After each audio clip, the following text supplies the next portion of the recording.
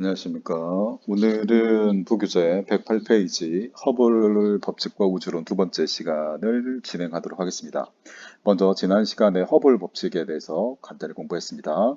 허블 법칙의 가장 큰 핵심 개념은 우주 공간이 팽창한다는 사실이었습니다. 그래서 지금까지 그 전까지 여러 우주론, 그러니까 우주가 어떻게 만들어지고 어떻게 지금 별과 은하들이 만들어졌느냐에 대한 설명을 한 다양한 우주론들이 있었습니다. 그런 우주론들 중에서 현재 우주가 팽창하고 있다는 사실을 기반으로 설명하는 우주론들을 제외한 나머지 우주론들은 거의 정리가, 폐기가 되는 그런 과정을 거치게 됐습니다. 그런 역할을 하는데 가장 큰 역할을 한 게 허블 법칙이었죠. 자, 그래서 이 허블 법칙에 기반한, 즉 우주가 팽창한다는 사실에 기반한 대표적인 우주론이 두 가지가 있었습니다. 그 두 가지가 바로 여기 교재에 108페이지에 보는 정상우주론과 빅뱅 우주론입니다. 이 우주론 둘 다 우주가 팽창한다. 즉 여기 지금 처음에 요만했던 게 지금 이렇게 커지고 있죠. 그 다음에 여기 마찬가지입니다. 요만했던 게 이렇게 커지고 있다. 이렇게 팽창한다는 사실을 둘 다 설명하고 있습니다.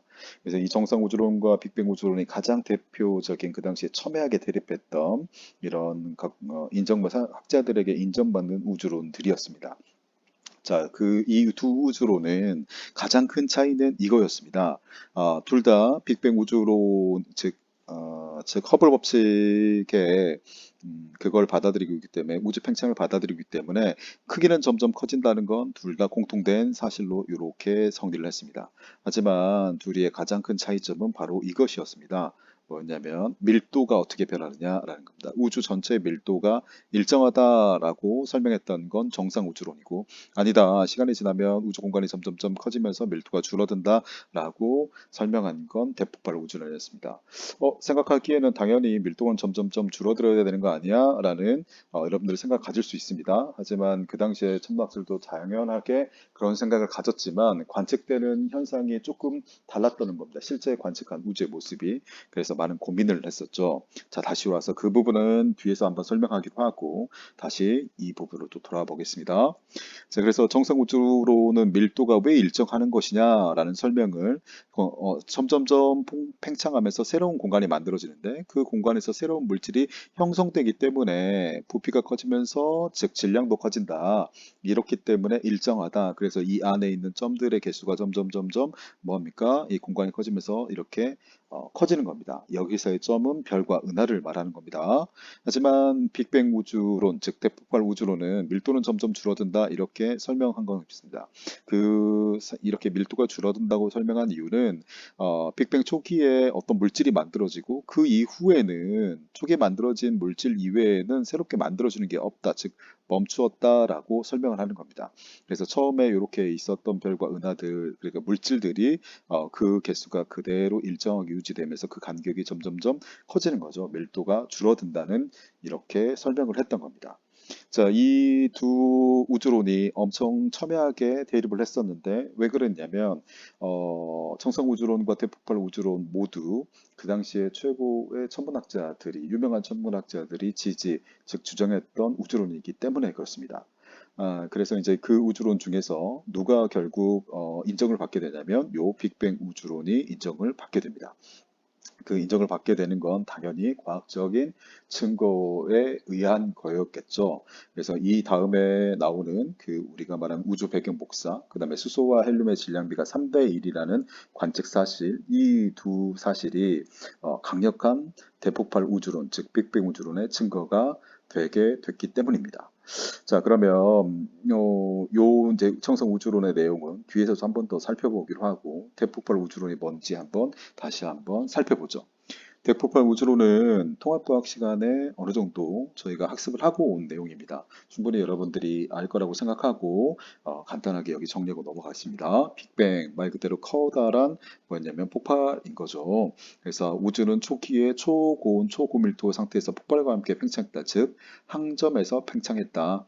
폭발 순간을 빅뱅이라고 하며 이 순간부터 시간과 공간이 존재하기 시작했다라고 설명하는 겁니다. 그러면 빅뱅 이전에는 무엇이 있었습니까? 라고 물어보면 대답할 수 없는 것이겠죠. 왜 그러냐면 우리는 시간과 공간 속에서 살고 있는 존재이기 때문에 빅뱅이 있은 후부터 시간과 공간이 있다라고 설명하는 이 이론에 의하면 빅뱅 이전에는 당연히 시간과 공간이 없다는 얘기겠죠.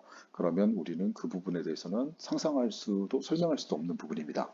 그래서 그 부분은 아예 설명하지 않습니다. 자, 그래서 다시 돌아오면 빅뱅 이후에 이제 우주가 점점점 빅뱅에 의해서 커졌겠죠. 그러면 우주의 전체적인 온도는 점점점 떨어졌을 겁니다. 자, 그러면서 뭐가 만들어졌냐면 원자가 만들어진 거죠. 자, 원자가 만들어졌습니다. 원자가. 자, 원자가 생성되는데 빅뱅 이후로 이제 우주가 팽창하면서 우주의 온도가 점점점 낮아지면 이제 에너지가 입자로 바뀌는 겁니다. 입자로 바뀌면서 이 입자들이 점점점 원자핵이 되고 그다음에 원자핵들이 결국에는 전자와 결합해 가지고 뭘 만드는 거냐면 결국 원자를 형성하는 이런 과정을 이루게 된다라는 얘기입니다. 원자를 형성하는 과정을 이루게 된다. 한번 설명해 보겠습니다. 자, 이런 겁니다. 빅뱅은 한 점에서 이렇게 시작했다라고 볼 수 있을 겁니다. 한 점에서. 그러다가 얘가 이제 점점점 폭발하면서 이렇게 점점 커졌다고 우리가 상상할 수 있겠죠. 자, 그러면 한번 상상해 봅시다. 빅뱅 우주론에 의하면 초기에 이때에 만들어진 에너지 있죠? 에너지가 만약에 100이라고 해봅시다. 총 에너지가 100이라고 해볼게요. 그러면 이 시계에 마찬가지로 에너지가 100이고 에너지는 100이겠죠. 자, 그러면 에너지는 우리가 별의 진화 과정에서 설명했듯이 이렇게 설명할 수 있을 것 같습니다. 에너지 100 중에서 일부는 뭘로 쓰이는 것이냐면 자, 입자를 만드는 데 쓰인 겁니다. 입자를 만드는 건데 이 입자는 뭐냐면 질량을 가진 친구들입니다. 그러니까 우리가 말하는 수소나 헬륨, 양성자나 중성자, 업쿼크, 다운쿼크 이런 친구들입니다. 자, 이런 친구들을 다시 한번 설명하면 이런 공식으로 쓸 수 있을 것 같습니다. 아인슈타인의 유명한 공식 E는 mc의 제곱 이렇게 이 공식을 상기해 보죠. 그러면 여기에 있는 광속 C가 광속이니까 이걸 상수로 취급해서 그냥 지워버릴게요. 그러면 어떤 게 되냐면 에너지가 뭐와 관계가 있냐면 질량과 관계 있다라는 얘기입니다. 그러면 이 얘기는 결국 어떤 얘기가 똑같냐면 에너지가 어느 순간 뭘로 바뀔 수 있다라는 거냐면 질량으로 바뀔 수 있다라는 얘기와 똑같습니다. 그러니까 요게 이렇게 되고 요게 반대로 될 수 있다는 거죠. 그러면 우리는 이 과정만 생각해 보겠습니다. 그래서 우주 초기에 엄청나게 많은 에너지들 중에서 일부가 뭐를 만들어냈다? 질량을 가진 입자를 만들어냈다라고 설명을 하는 겁니다. 입자를. 그래서 통합과학 시간에 우리 배웠던 입자가 뭐였냐면 뭐 업쿼크, 다운쿼크, 그다음에 전자라고 쓰겠습니다. 그리고 한 다음에 얘네들이 뭉쳐가서 뭐였냐면 양성자, 그다음에 중성자, 전자 뭐 이런 것들을 만들어냈었죠. 그리고 얘네들이 합쳐져서 헬륨 원자 헬륨 원자 핵을 만들었고 얘네들이 결합을 해가지고 뭘 만들었냐면 수소와 헬륨의 뭐를 만들었냐면 원자를 만들었다. 이것까지 배운 게 통합과학 내용이었습니다. 얘네들은 전부 다 어떤 친구들이냐면 여기 있는 친구들은 전부 다 질량을 가진 친구들이죠. 그러니까 입자라고 할 수 있습니다. 입자. 우리 주변에 흔히 보이는 물질들이죠. 이런 물질들이 우주 초기에 이 에너지로부터 시작됐다라는 얘기입니다. 자, 그 다음에 동시에 이제 뭐 전부 쓴 게 아니니까 또 나머지 일부가 있을 겁니다. 나머지 일부는 무엇으로 쓰였냐면 우주 배경 복사, 그 빛 에너지로 나왔다는 얘기입니다. 그러니까 에너지가 여기에 있는 에너지의 일부가 다른 에너지, 즉 그 에너지가 뭐냐면 빛 에너지로 바뀌었다는 얘기인 겁니다. 그래서 일부는 입자로, 일부는 에너지. 그다음에 나머지 일부는 아직도 뭘 하는 거냐면 우주 공간에 열 에너지로 남아 있겠죠. 그게 아마 우주의 온도로 될 겁니다. 이게 우주의 뭐가 되냐면 온도를 결정하는 이런 방식으로 될 것입니다. 그래서 이 세 가지로 쓰였다는 얘기입니다. 그러면 각자 하나씩 한번 설명해 볼게요. 자, 먼저 이 친구부터 먼저 설명해 보겠습니다. 빅뱅의 이 한 점에 있을 때는 당연히 뭐냐면 여기에 물질이 존재할 수 없었겠죠. 다 에너지만 있는 겁니다. 자, 그러면 빅뱅이 폭발한 순간 그때부터 업거크, 다운거크, 전자라는 이런 기본 입자들이 만들어지는 거고, 이런 입자들이 뭐 하는 거냐면 좀 더 온도가 우주 공간이 좀 더 커져서 온도가 낮아지면 좀 더 큰 중성자나 양성자 그리고 전자를 만들어내는 거죠. 그리고 난 다음에 온도가 더 낮아졌을 때 뭔 현상이 나타나냐면 헬륨 원자 핵을 만들고, 자, 마지막에는 뭐 이제 지금 요즘 이제 지금 우리 주변에서 흔히 볼 수 있는 원자를 만들어내는 겁니다. 원자를 만들어내는 겁니다. 그래서 이런 원자들이 우주 공간에 전체적으로 퍼져 있었고, 그 퍼져 있던 원자들이 이제 뭉치기 시작해가지고 이 친구들이 뭘 만들었냐면 별이나 은하를 만들었겠죠. 이렇게 설명을 하는 겁니다. 그래서 우주 속에 있던 에너지가 질량을 가진 입자를 만들고, 그 입자들이 원자가 되고, 원자가 결국 우리가 밤하늘에 보는 별과 은하가 됐다. 뭉쳐서 이렇게 설명하는 한 부분입니다. 자, 그러면 또 다른 부분을 한번 설명해 보죠. 자, 이 부분입니다. 자, 그러면 이때 그럼 빅뱅 하면서 이 에너지가 여기 질량, 입자만 만들었느냐? 그게 아니죠. 일부는 뭘로 쓰였다? 빛 에너지로 쓰였다라는 겁니다. 그러면 이 빛 에너지가 이 공간 내에서 엄청나게 이렇게 많이 우주 공간을 꽉 채우고 있었겠죠. 왜 그러냐면 우주 공간의 전체 100이라는 에너지가 이렇게 퍼져 있었을 것이고, 그 에너지 중에 일부는 입자, 일부는 빛 에너지를, 또 일부는 열 에너지로 남았을 거니까요.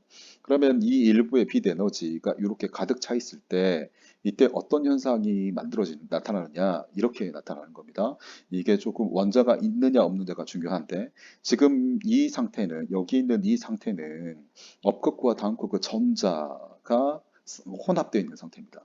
이 상태는 중성자, 양성자, 전자가 혼합되어 있는 상태입니다. 혼란스럽게. 그러면 이 두 상태는 뭐 하는 거냐면 업커크나 다운커크가 결합해서 양성자나 중성자를 만들어낸 과정, 그 시기이지만, 전자는 각각 뭐 한다? 독립적으로 업커크나 다운커크, 양성자나 중성자와 결합하지 않고 자유롭게 돌아다닙니다.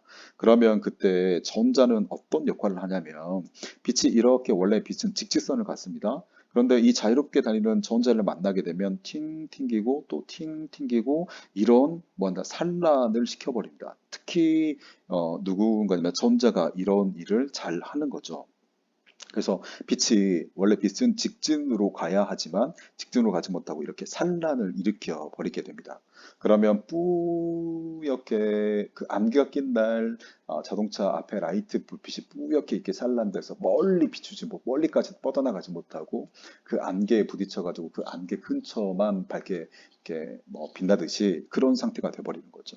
그러다가 이제 뭐가 만들어지면 원자입니다.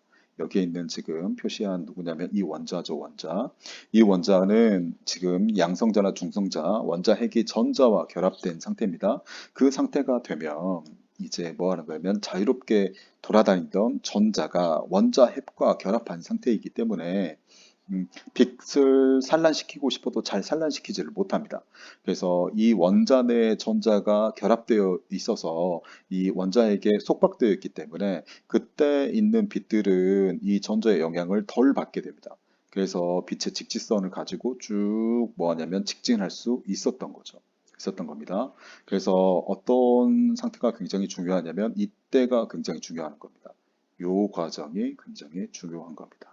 자, 여기서 이제 그 선을 그은 양쪽을 보면, 이쪽은 아직 뭐 하는 거냐면 원자 핵이 형성되기 전이고, 여기부터는 원자가 형성되기 있는 겁니다. 자, 원자입니다. 원자 핵이 아니고. 다시 얘기할게요. 자, 이때는 여기를 경계로 뭐가 되냐면 원자, 즉 원자 형성된 시기입니다. 원자 형성 시기입니다. 원자가 형성된다. 그러니까 원자가 형성됐으니까 이 전에 이쪽 부분에서는 뭐 하지 못했다? 빛이 직진하지 못했다. 하지만 이쪽 부분에서 이 다음부터는 빛이 직진할 수 있었죠. 그 직진하지 못했다는 걸 뭐라고 표현하면 여기는 불투명한 우주라고 설명을 하는 겁니다. 여기는 직진할 수 있었으니까 이제 멀리까지 갈 수 있죠. 안개가 거친 겁니다. 그래서 이걸 뭐라면 투명한 우주, 이렇게 표현을 하는 거죠. 표현을 하는 겁니다. 이때 온도가 어떻게 됩니까? 라고 물어보면, 이때 온도가 어떻게 되냐라고 물어보면 이렇게 됩니다. 이때 우주 온도는 3000 켈빈이었다. 우주 온도는 평균 3000 켈빈이었다. 그리고 두 번째는 어떤 거냐면, 이때 우주의 나이는 얼마나 되냐면 3008만 년, 아니, 38만 년쯤 되는 거다라고 말을 합니다. 그러면 다 똑같은 얘기입니다. 다시 한번 정리해 볼게요. 우주의 나이가 얼마였을 때 38년 빅뱅 이후 영살 이후 38만 년이었을 때 38만 년이었을 때 그리고 난 다음에 뭐 하는 거예요? 38만 년이요. 38만 년. 그리고 난 다음에 그때 우주 온도는 3000 켈빈. 그리고 그때는 원자가 형성된 시기입니다. 그 형성된 시기 투명한 우주였다. 이게 다 똑같은 얘기입니다. 그 시기가 어디냐면 여기 빨간색의 물결을 치는 이 과정이었던 거죠. 이 과정. 그래서 여기에서 다시 정리하자고 하면 이렇게 정리할 수 있을 것 같습니다. 이 과정의 일부는 다시 돌아와서 이렇게 설명할 수 있겠죠.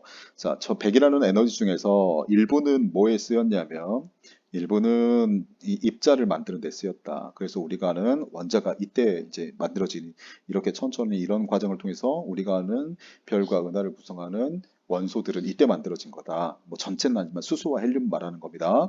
자, 그러면 그때 또 일부는 뭐에 쓰였냐면 비대너지. 여기서 지금 제가 뭐라고 표현했냐면 연두색의 이런 화살표로 표시했죠. 이 비대너지를 만들었지만 3000 켈빈이 이전, 즉 38만 년 이 물결의 빨간색 이전에는 빛이 산란, 전자와의 상호작용 때문에 전자에 부딪혀가지고 직진할 수 없었다. 그걸 불투명한 상태라고 말합니다. 38만 년 이후, 즉 우주의 온도가 3000 켈빈 이하로 떨어지면 전자가 원자핵과 결합해가지고 뭘 만드냐면 원자를 만들었습니다. 원자를 만드는 순간 전자가 빛과 부딪히는 확률이 줄어들었죠. 그러면서 빛이 이렇게 직진할 수 있었다. 그걸 투명한 우주라고 하는 겁니다. 그러면 이때 직진할 수 있는 이 빛들, 여기 있는 이런 빛들이 직진하는 이 빛들이 있죠. 이 빛들을 나중에 우리가 어떻게 관측하는 거냐? 이 친구들이 바로 우주 배경 복사, 우주 배경 복사가 되는 겁니다. 그래서 이 빛을 지금 현재 관측하는 겁니다. 언제 만들어진 빛? 우주가 탄생하고 38만 년에 나온 빛을 지금 137억 년 지난 지금 관측하고 있다. 이런 얘기인 겁니다. 자, 그리고 난 다음에 하나 더 보면, 그러면 나머지 에너지는 어디에 쓰는 거냐? 자, 우주의 온도를 결정한다 그랬죠. 온도는 어떻게 결정하냐면, 이렇게 얘기했습니다. 단위 면적당. 즉, 면적에, 가로, 세로 요 면적에 얼만큼의 열 에너지가 있느냐, 이것이 뭐인 거냐면, 온도입니다. 그러면 요때 단위 면적 요만큼의 면적, 이때는 이만큼의 면적, 이때는 이만큼의 면적에 열 에너지가 얼마 정도 분포하느냐? 당연히 전체적인 크기가 점점 커졌으니까 전체 면적을 총 에너지로 나누면 점점점 단위 면적당 에너지는 줄어들겠죠. 즉 우주 온도는 점점점 크기가 커지면서 낮아졌을 겁니다. 그래서 이렇게 설명하는 게 빅뱅 우주론입니다. 이렇게 설명한 게 빅뱅 우주론. 그래서 빅뱅 우주론에서는 두 가지를 예측을 한 겁니다. 자, 여기서 한번 정리해 볼게요. 어떻게 예측을 했냐? 첫 번째는 이걸 예측한 겁니다. 첫 번째는 여기서 말하는 이 우주 배경 복사. 이때 3000 켈빈 때 빛이 전자랑 이렇게 전자력이 산란되지 않고 이렇게 직진했던 이 빛이 지금 관측돼야 된다. 38만 전에 나온 이 빛이 지금 137억 년 지난 현재 관측되어야 한다. 어떤 형태들과 됐든 간에 우주가 팽창했다고 하면 관측돼야 된다. 이걸 관측할 수 있느냐? 이렇게 빅뱅 우주론 예상했던 겁니다.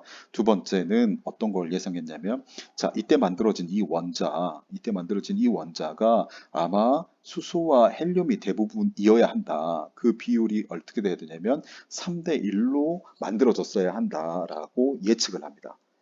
이건 자랑이 이론 물리학자들이 우주론의 팽창 과정을 설명하면서 이렇게 예측을 하는 거죠. 그래서 그 부분이 예측을 했는데 실제 관측이 되었느냐가 굉장한 중요한 내용이었습니다. 자, 다시 그러면 돌아와서 진짜 관측이 되었을까 한번 봐보죠. 실제로 관측이 된 겁니다. 실제로 관측이 된 겁니다. 한번 찾아볼게요. 첫 번째입니다. 자, 빅뱅 우주론의 증거입니다. 증거. 첫 번째는 우주 배경 복사를 관측해 버렸습니다. 진짜로 관측했습니다. 이건 통합과학 시간에 배웠죠. 즉 펜저스와 윌슨이라는 사람이 자 안테나로 전파를 위해서 전파도 빛의 일종이죠. 자외선, 적외선, 마이크로파, 전파 뭐 이렇게 할 때 그 전파입니다.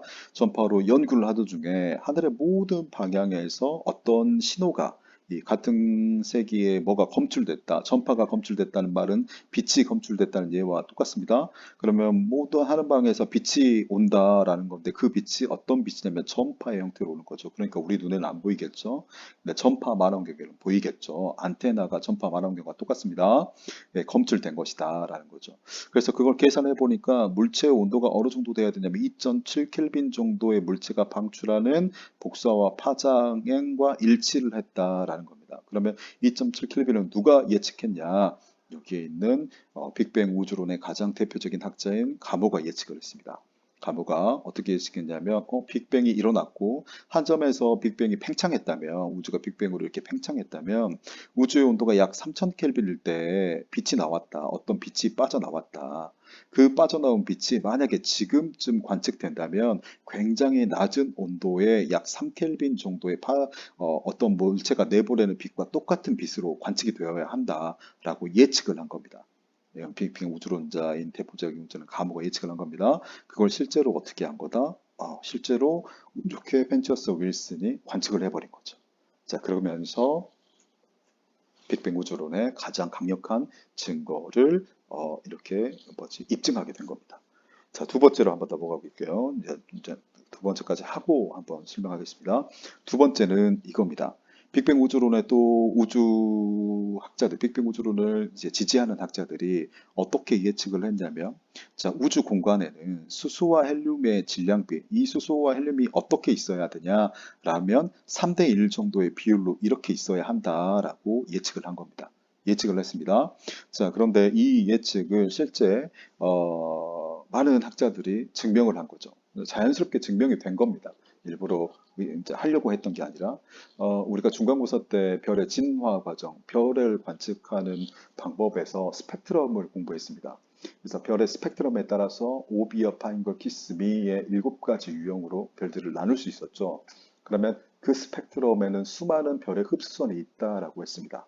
흡수선이 있다고 그랬습니다. 그래서 어떻게 설명하냐면 스펙트럼의 선의 위치입니다. 선의 위치와 두께입니다. 이건 중간고사 때도 이 두께를 분석하면 중간고사 때도 제가 한번 냈던 것 같습니다. 뭐를 알 수 있냐면 그 흡수선을 만든 원소 혹은 원자의 종류 누구냐?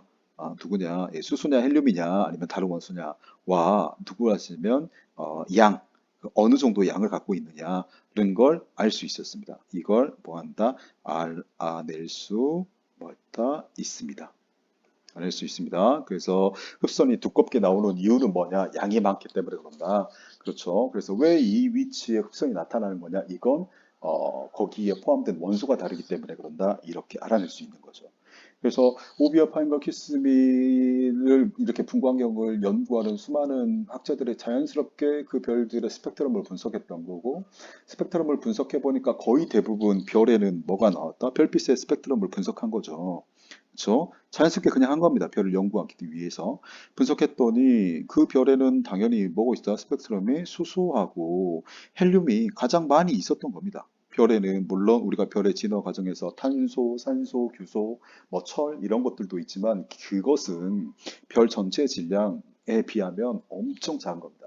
별 전체, 만약에 별의 질량이 100이라고 하면 98 정도는 수소와 헬륨이 차지합니다. 그 중에 수소가 3대1 비율로 더 많죠. 그래서 수소와 헬륨이 다다 별은 이렇게 봐도 무방합니다. 그래서 이 선 스펙트럼의 이제 흡선의 위치와 두께를 분석했더니 거의 대부분 수소와 헬륨으로 되어 있고 그 별의 수소와 헬륨은 대략 3분의 1의 비율로 분포하고 있다라는 걸 알게 됐죠. 자, 그러면 별이 이게 뭐 하냐면 3천억 개에서 1천억 개에서 3천억 개 모여 있으면 얘가 은하가 되는 거고 이 은하가 또 3천억에서 1천억 개가 분포하고 있는 곳이 우주라고 했으니 이 우주에 우리가 아는 물질, 즉 질량을 우리가 관측할 수 있는 질량을 가진 물질은 별과 은하인데 이 은하도 결국 별로 이루어진 거고 그 별을 스펙트럼으로 관측하니 수소와 헬륨의 비율이 3대 1이더라. 그러면 다시 한번 확장하면 어떤 얘기가 되냐면 우리 우주 공간에 대부분의 물질, 우리가 아는 물질은 수소와 헬륨이 어느 정도 있다? 3대 1로 있다. 이렇게 계산해도 무방한 거죠. 그래서 이게 강력한 또 다른 증거가 됐습니다. 그래서 별빛 스펙트럼을 분석했는데 그 별 내에 있는 애들의 질량비가 수소헬륨이 3대 1임을 알았다. 그런 별들이 우주 곳곳에 있고 우리가 아는 대부분이 우주에 있는 별들이니까 우주는 그러면 어떻다고 말할 수 있다? 우주 전체가 수소헬륨의 질량비가 3대 1이다 라고 이렇게 말할 수 있다라는 얘기인 겁니다. 그래서 이 두 개가 강력한 증거가 됐습니다. 그래서 이제 정상 우주론과 굉장히 많이 이제 치열하게 논쟁을 했지만 결국 이 두 개, 우주 배경 복사 이게 더 컸습니다. 예, 우주 배경 복사 그리고 수소와 헬륨의 질량비가 3대 1로 관측된다는 사실에 의해서 정상 우주론보다는 빅뱅 우주론이 더 지지를 받게 됐고 지금은 빅뱅 우주론이 대세 이제 그 우주론의 가장 중요한 개념이고 설명 이론으로 자리 잡고 있습니다. 자, 우선 여기까지 해서 한 개의 영상을 마무리하겠습니다. 그리고 바로 이어서 다른 영상을 조금 찍어 보도록 하겠습니다. 이 뒷장을 한번 찍어 보도록 하겠습니다. 연이어서 듣기 바랍니다.